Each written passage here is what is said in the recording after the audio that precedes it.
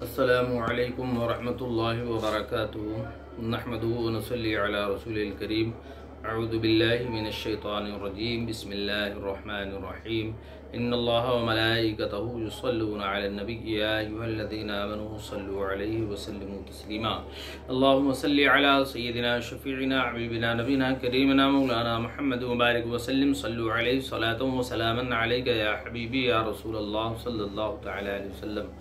मोहतरम हज़रात, कल हम ज़कात के मुतालिक गुफ्तगू कर रहे थे, उसमें कुछ बात रह गई थी। जैसे कि मैंने बताया था कि अगर किसी के पास कोई दुकान है और उसमें वो 100 प्रोडक्ट रखे हुए हैं, 91-92 प्रोडक्ट उसने बेचा, तो कुछ फ़ायदे के साथ बेचा और फिर मार्केट से 91-92 नंबर का प्रोडक्ट ला करके उसने पूरे अपने 100 प्रोडक्ट कंप्लीट कर लिए अपने दुकान में। ठीक है, तो इस तरह से उसका सामान तिजारत हो गया।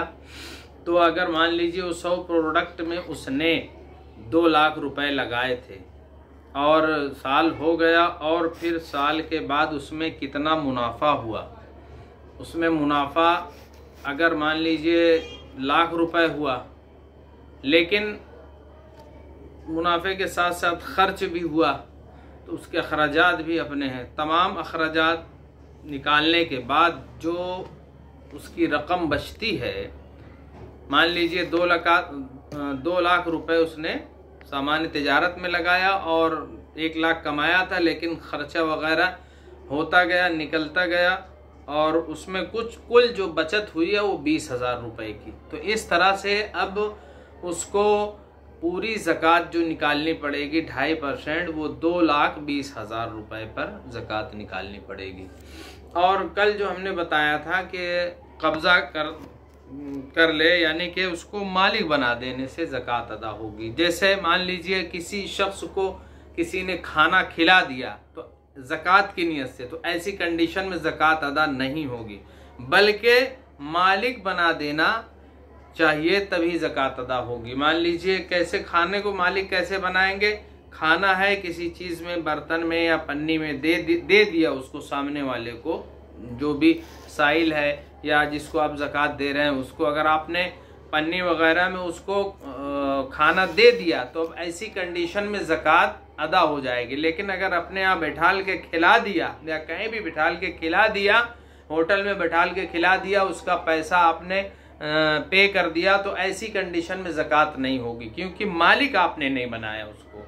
इसी तरह से दूसरे पहलू से देखें कि अगर किसी को आपने कपड़ा पहना दिया, तो आप कपड़ा पहनाने के बाद अब उसको उसी वक्त आप उतराएंगे नहीं, बल्कि उसको पहना दिया, पहनाने के बाद अब वो चला जाएगा, यानी कि वो मालिक हो जाएगा। तो अब ऐसी कंडीशन में आप उसको चाहे तो कपड़ा दे दें या अपने सामने उसको पहना दे, दोनों कंडीशन में ज़कात की नियत से आपने किया तो ज़कात अदा हो जाएगी। जी, आप कुछ पूछ रहे थे?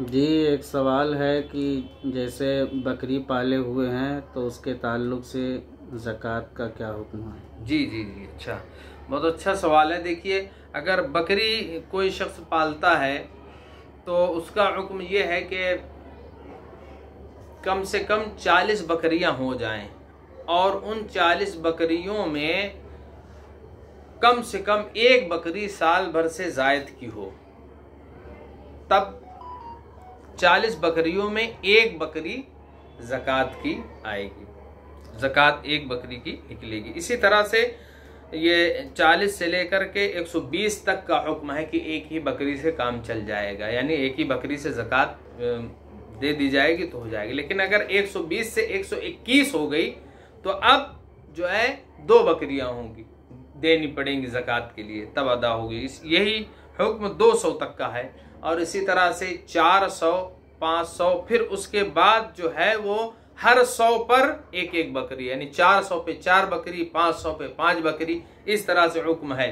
लेकिन शर्त यह है कि उन बकरियों में जो है साल भर की हों, साल भर की बकरियां हों, और जो ज़कात में दे रहा है या जो शख्स ले रहा है उसको ये चाहिए कि साल भर की बकरी ज़कात में ले, और ना ही बहुत ज़्यादा फरबा ले, यानी बहुत ज़्यादा मोटी मजबूत, और ना ही एकदम लागर ले, बल्कि मुतवस्सित यानी एतदाल भी मीडियम क्लास वाली, मीडियम क्वालिटी वाली बकरी जो है ज़कात में ले और वो दे। इस तरह से हज़रत एक छोटा सा सवाल है कि जैसे कोई शख्स गाय या ऊँट पाले हुए हैं तो क्या इन चीज़ों पर भी ज़कात? जी हाँ, गाय और ऊँट पर भी ज़कात है। गाय का हुक्म यह है, गाय और भैंस और भैंसा यानी भैंस और गाय, इन दोनों का हुक्म यकसा है।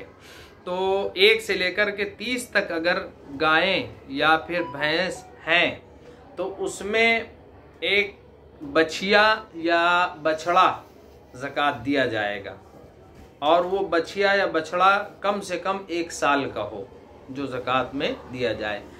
लेकिन अगर 1 से लेकर के 40 तक हो गई, 30 क्रॉस कर गई, 40 तक हो गई, तो अब ऐसी कंडीशन में 2 साल या 2 साल से ज़ायद का भैंस या भैंसा ज़कात में दिया जाएगा। यही हुक्म गाय में है और यही हुक्म भैंस में है, दोनों में यकसा हुक्म है। और इसी तरह से 59 तक ये हुक्म जाएगा।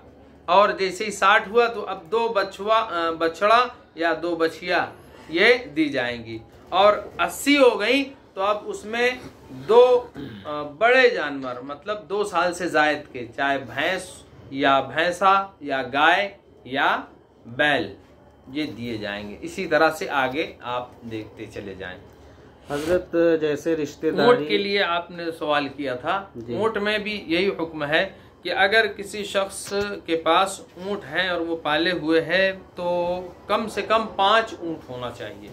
5 ऊँट अगर होंगे तभी उस पर ज़कात होगी। और 5 ऊँटों की जो ज़कात होगी वो 1 बकरी होगी, 1 बकरी होगी। इसी तरह से 10 ऊँट हैं तो 2 बकरी, 15 ऊँट हैं तो 3 बकरी, 20 ऊँट है तो 4 बकरी, हर 5 पे 1 बकरी ज़कात में अदा की जाएगी। जी हज़रत जैसे रिश्तेदारी वगैरह में मान लीजिए हमारी बहन है, अब वो गरीब हैं, तो क्या हम उनको अपनी ज़कात दे सकते हैं? या जी, और भी रिश्तेदारों में किन किन लोगों को ज़कात हम अपनी दे सकते हैं? जी देखिए, हमने कल भी बताया था कि जो हमारी असल है, हम जिनकी असल हैं उनको ज़कात नहीं दे सकते हैं। मियाँ बीवी आपस में एक दूसरे को नहीं दे सकते हैं, मालिक निसाब को नहीं दे सकते हैं, बनु हाशिम और सादात किराम यानी हुज़ूर सल्लल्लाहु अलैहि वसल्लम के घराने वालों को ज़कात नहीं दे सकते हैं।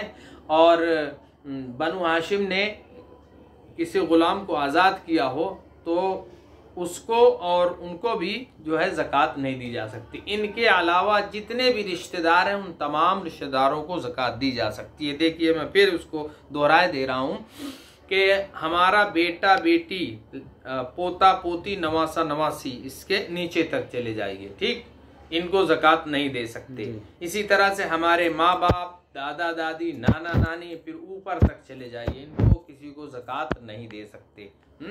मियाँ बीवी आपस में एक दूसरे को नहीं दे सकते। और रही बात इसकी कि सगे भाई को ज़कात दी जा सकती है जबकि वो मालिक निसाब ना हो। इसी तरह से बहन अगर मालिक निसाब नहीं है तो उसको ज़कात दी जा सकती है और ज़कात देने पर अदा हो जाएगी।